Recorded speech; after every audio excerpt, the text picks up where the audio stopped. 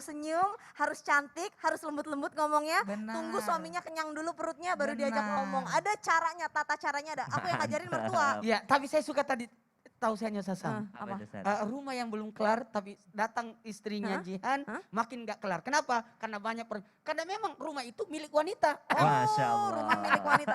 Jadi harusnya sertifikat atas nama wanita. Iya, Masya Allah, Allah. tabarakallah. Oke, baiklah kalau begitu kita bahas masalah itu nanti lagi ya Ustadz ya. Sekarang kita kasih kesempatan buat jamaah yang ada di rumah untuk bertanya sama kita karena sekarang kita masuk ke dalam segmen Tanya Dong Ustadz. Kami semua tanya dong Ustaz.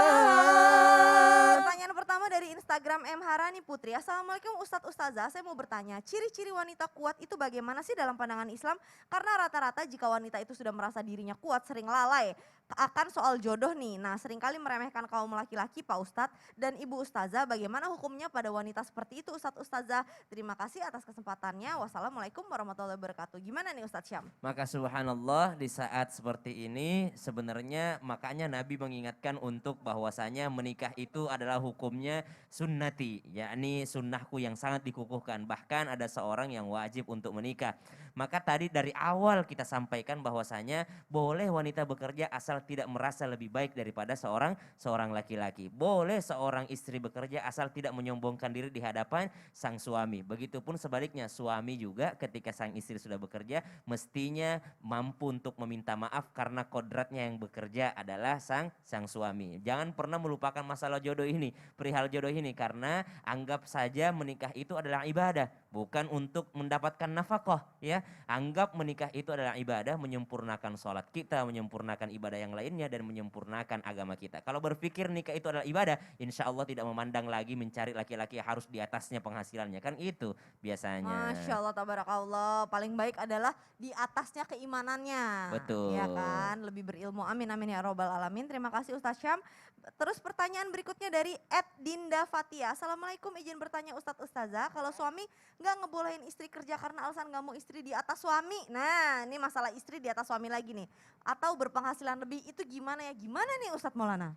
Saya langsung jawabnya berdiri aja. Oke lah kalau kayak gini nggak bisa duduk nih. Iya, bismillahirrahmanirrahim. Selamat hari ini kita berada di penghujung bulan Safar 1440 Hijriah. 3 Hijriah, 42 apa 43 nih? 42 Hijriah. Aduh ya Allah ya Rabbal Alamin, ini pertanyaannya langsung saya semangat banget jawabnya. Dan ingat hari Rabu mandi safar ya, Rabu Wakasan ya. Caranya gimana Ustadz? Saya berniat mandi safar karena Allah. Itu menolak wabah setahun. Amin. Baik, kita bahas ini. Gimana kalau ada suami yang melarang istrinya bekerja karena sebab takut jangan sampai istrinya nanti ketinggian, kesombongan dan sebagainya. Dari jawaban-jawaban dari guru-guru kita tadi, arahan dari Ustaz Sam, arahan dari Bunda tadi, masalah tabarakallah. Ini mengantarkan bahwa wanita itu bekerja bisa jadi untuk memenuhi kebutuhannya.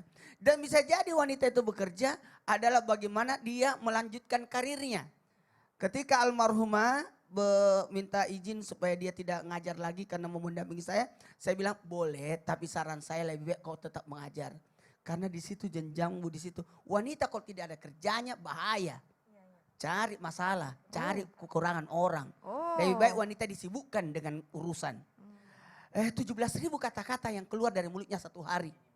Minimal. Bayangkan kalau dia tidak bekerja, kata-kata 17.000 larinya ke kita.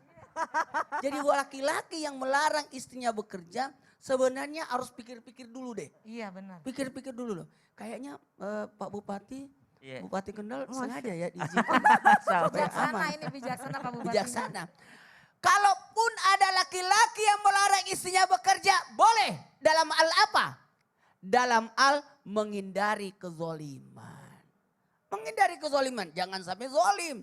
Apalagi unsur pendidikan, demi keamanan. Unsur pendidikan bagaimana maksudnya?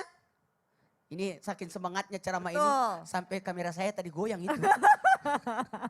Saking semangatnya.